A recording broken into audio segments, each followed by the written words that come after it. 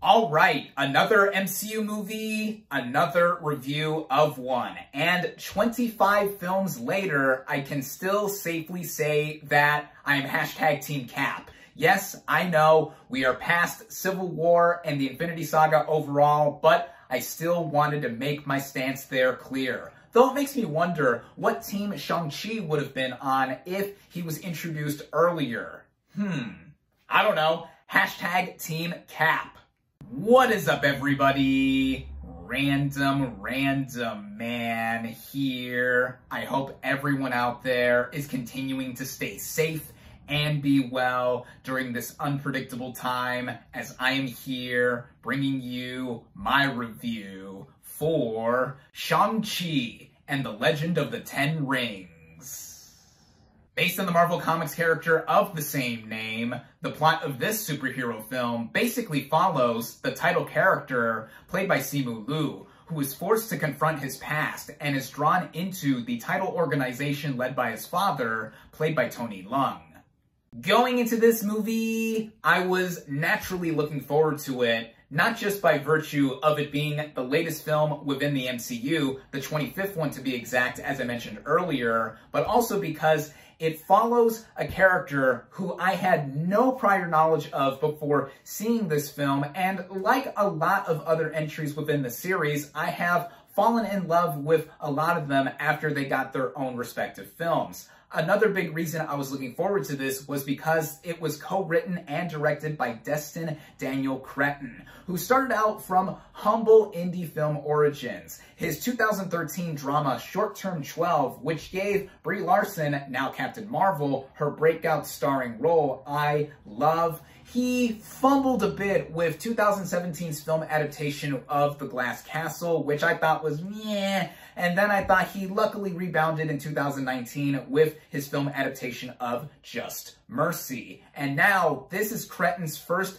big budget affair, and I was both looking forward to and a little trepidatious of what he could do coming from such smaller films that I have mentioned and now stepping into the big leagues. Luckily for me, I was able to head out to see the first public screening of this movie in theaters where it is only currently available. And starting out with the cast and their performances, we have Simu Liu as our titular superhero Shang-Chi, who early on goes by the name Sean, and here I thought he brought a lot of fish out of water charisma that has been associated with a lot of these kinds of films. Beforehand, we had a lot of them within the MCU specifically and in other franchises as well. But what I think sets himself apart from the other characters in the aforementioned archetype is that he's had a storied past involving his family, which we get glimpses of throughout the narrative via flashback, and he then becomes a fish out of water in a world that he previously knew but was away from for so long. And I think Liu does a luminous job in what he is doing and holding back a lot of what he has repressed,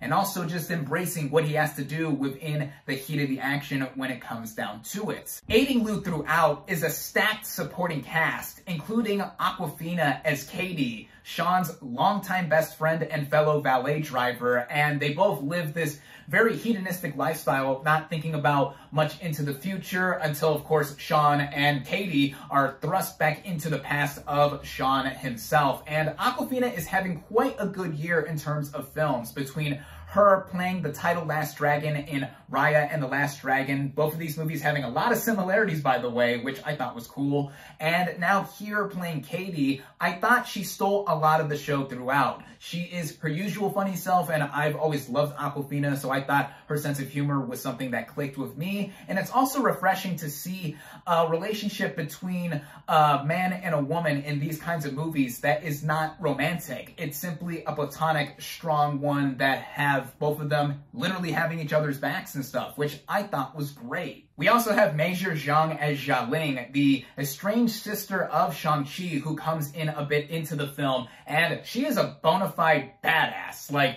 She is great, having similar training by herself as Shang-Chi when both of them were kids, and she really has a nice presence across the movie. There's also Michelle Yeoh as Shang-Chi and Xiaoling's aunt, and what can I say about Michelle Yeoh? Actress and martial arts legend. I always enjoy seeing her. Benedict Wong as Wong also shows up here briefly. It's more of a glorified cameo, and compared to his other appearances in the MCU, like his introduction in Doctor Strange, yeah, it's really minuscule, but it's always cool to see him. Florian Munteanu, aka Big Nasty, who previously played Ivan Drago's son in the latest entry in the Rocky/Creed franchise, is here as the hulking main bodyguard to the film's main villain, Zhu Wenwu, played by Tony Leung. Now, he is an original character made specifically for this film, as he is also known as the Mandarin. Now, previously, we saw the Mandarin in 2013's Iron Man 3, which had a lot of people cry foul about when his origin/reveal was shortchanged and whatever. People got into a big fuss about it. So technically, this film does continue on what was happening with it, in this being quote-unquote the real Mandarin. Yet it also introduces a villain who I think is one of the stronger ones within the more recent MCU films. It's also all a credit to Tony Leung as a performer. Between the movies of Wong Kar-wai that he's done and other stuff like Hero, which is a wuxia movie I absolutely love, Leung is an accomplished actor, and he takes the selfish motivations of the villain, who we're obviously not supposed to side with, and does make for a more well-rounded character than I have seen in other recent superhero movies, at least on the villain side. And I think, yeah, again, it's a credit to Leung as a performer. And while I'm on the subject of Iron Man 3, it's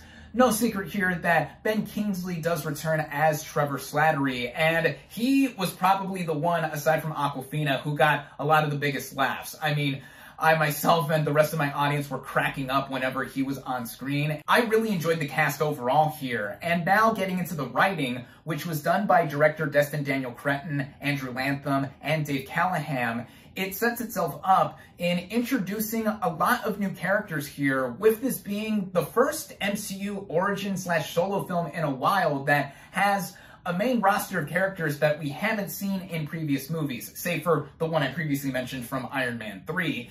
And this also makes itself clear in taking place after the events of Avengers Endgame, unlike the previous Phase 4 film we got, Black Widow, which was a prequel. And before we meet our title character within the present, the film opens up with a flashback sequence, giving us sprinklings and inklings of his origins that later permeate across the rest of the narrative back and forth.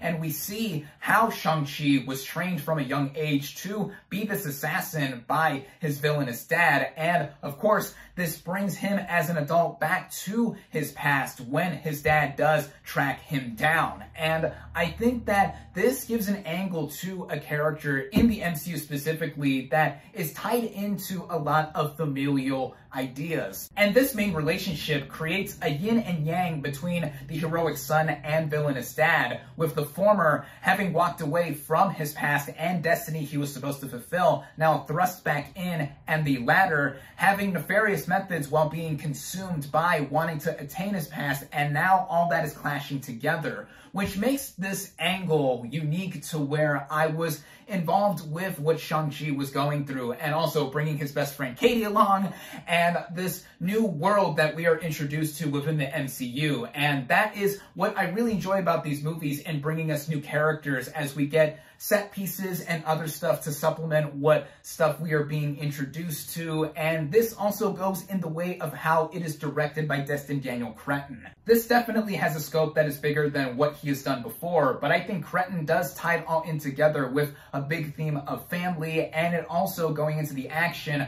occurring by all the motivations of these characters. And I think it has a lot of wuxia wonder within it, with that specific genre of films. Now, that is not to say that this is a full-on wuxia movie. There are shades of it across it, not just with how the movie is visually in its style, and also in the way it is choreographed. This has some of the best hand-to-hand fights within the franchise, and early on we get action sequences like the one involving a bus, which was very police story-esque and was clearly stated to have been inspired by the likes of Jackie Chan, along with other stuff that inspired moments within this film. And then we get one involving the side of a building on scaffoldings. And both of these moments stand out action-wise because it is visible with what is going on. Granted, it is helmed like an Americanized or Westernized version of what we've seen in martial arts in general, but it is better helmed than, let's say, the recent stupid Mortal Kombat movie, because I can visibly see the choreography and it's not cut too much to where it is butchered and I cannot tell the geography and where characters are standing and such.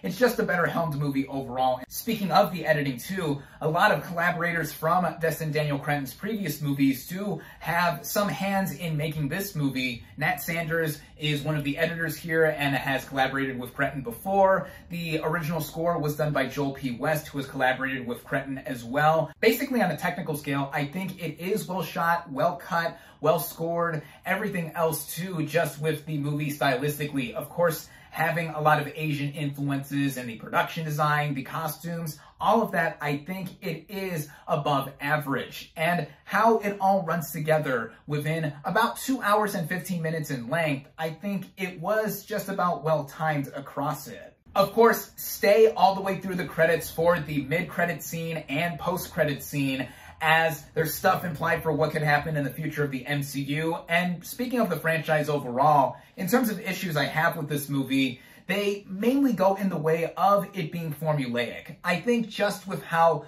this movie is staged and executed overall, yeah, it does fall into some of the hallmarks of an MCU movie that either we've come to expect or have just basically rolled with. Personally, I thought the first half of this movie was stronger than the second half because it did go into predictable territory, and I was already so engaged with the first moments of the movie that going into some of the stuff that I could tell was going to happen made me go, okay, it's following convention and just other stuff I would expect. Though it is still well done in how unique this movie is just from its approach and it not feeling like a standard superhero movie overall. There's also little things here and there that bothered me visually, specifically with how there are some effects used, not in the way of how there are visual effects present. It's just that in the aiding of some of the kinetic choreography, there's some obvious digitized movement. The powers that a lot of the characters in this film had, I had no problem with. Those were very, very, very cool to see. And all in all, I found myself liking this movie quite a bit. I do think that it is better than Black Widow, and granted, I did enjoy that movie too, but with what Shang-Chi did in standing strong on its own, with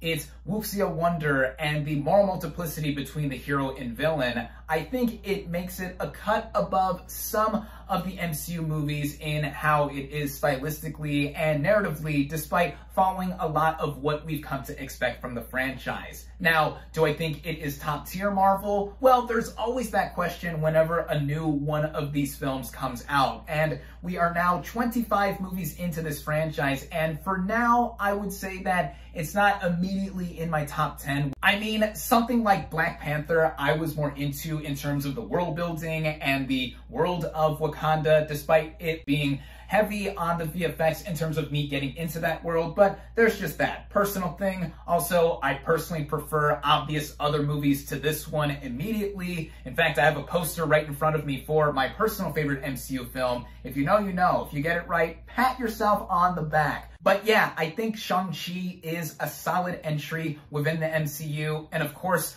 fans of the MCU are gonna go see this if they have not already, and this also has the representation angle down, with most of the main cast being of Asian descent, and that's something cool to see, and a lot of what was shown off here I dug, and just about anyone that sees this, if you're already into the MCU, yeah, I think that you'll be into it. Duh. I definitely recommend it. My final verdict for Shang-Chi and the Legend of the Ten Rings is 4 out of 5 stars. Thank you all, as always, for watching. Be sure to like this video, comment on what you thought of Shang-Chi and the Legend of the Ten Rings. Social media links in the description. Subscribe to my channel for more, and I'll catch you on the next movie review.